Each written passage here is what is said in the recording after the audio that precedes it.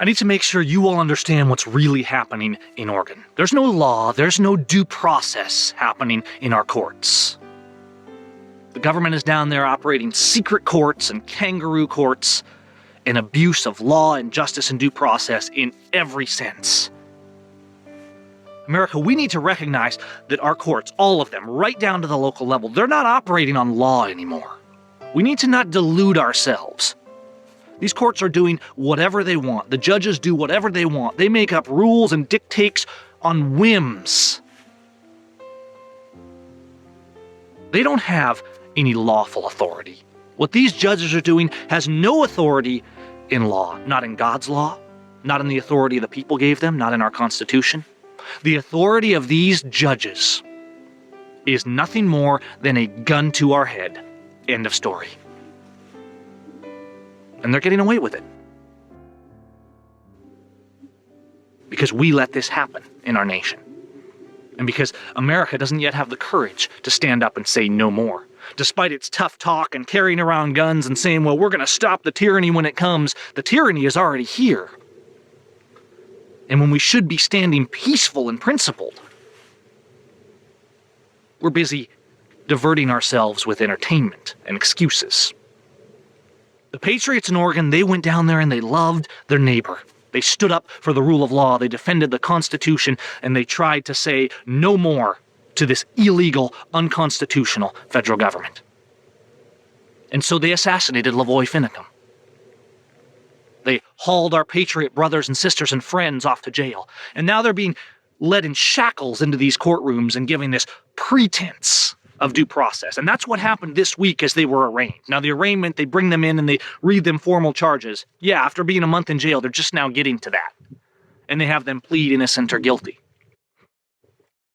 But the Patriots knew this week. And so as they shuffled them into this tiny courtroom that was intentionally made small, they used a small room so that people could not get in and bear witness to the corruption. No cameras are allowed. These are secret courts. You don't get to actually see. The world doesn't get to see what these judges are doing.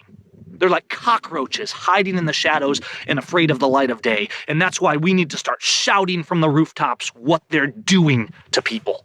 Because in our courtrooms, even real criminals with real victims, even they're not getting due process, friends. The rule of law does not exist in these courts. They're doing whatever they want. And our Patriots, they stood up to that judge this week. They knew that. They made no pretense as they were led in shackles, and the judge carries on their platitudes where they say, well, we want you to know that you're innocent until proven guilty, and that you have constitutional rights. See, because slaves are convinced with these false platitudes, this impression of due process when really there is none. The Patriots knew better. And I want to give voice a little bit to the words that they spoke in that courtroom this week. Many Patriots showed up, the Sharp family and others. They bared witness to the corruption. But these men, they've got a heavy burden to bear. Their lives, fortunes, and sacred honor is on the line. Stop and think about that. These men are away from their families and their wives and their children and their jobs. We need to really be taking that seriously. This government has nothing to do with law. This is terrorism, friends. And the greatest terrorists are our own government and those black-robed tyrants sitting up there on the bench. They don't care about law. They do whatever they want. So the Patriots walk into court and they're giving them these platitudes about their innocence until proven guilty, and they started speaking up. Ryan Payne said, it's difficult to understand the presumption of innocence when I've spent the last month in jail and led around in chains wherever I go. Ryan Bundy came in behind him. He took the mic and he backed him up. We're being treated as we're guilty, Ryan said. So I don't understand the presumption of innocence. David Fry also spoke up. He said, it's weird. Innocent until proven guilty.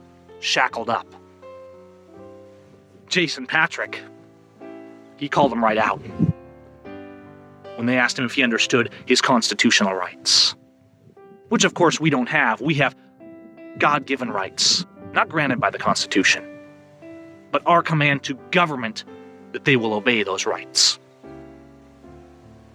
Jason said to the judge, "I understand I have no rights at all. You're the federal government, and you're going to do whatever you want." See, in our courtrooms and in our justice system and with our government, they do not recognize any of our rights. They haul us before them at the point of a gun, and then make a pretense by telling us we have rights and due process, as they drag us through secret courts and kangaroo trials, lock us in chains and keep us from our families, deny bail, and put our patriots in solitary confinement. It's time to get serious. It's time to stop making excuses. Friends, we did this to this nation. We need to beg God for mercy. We need to appeal to heaven for real answers, and we need to start being willing to stand up and love our neighbor as ourselves. To support our brothers and sisters and friends who are persecuted, and to recognize that our government and our nation is in a state of complete lawlessness in every sense of the word. But the Patriots are standing up down there, even from jail. All the way from Ammon Bundy to Pete Santilli, locked away because he reported the real news. They know the real story, and it's time we started knowing the real story. It's time we started shouting from the rooftops what our judges and corrupt politicians are doing in secret, because that's the one thing they're trying to prevent. They keep the cameras out, anyone that's released. They give them orders telling them they can't speak to people, they can't communicate on the internet. It goes on and on and on. The abuses continue. What are you and I and our friends and neighbors? What is America going to do about the terrorists that are running this nation?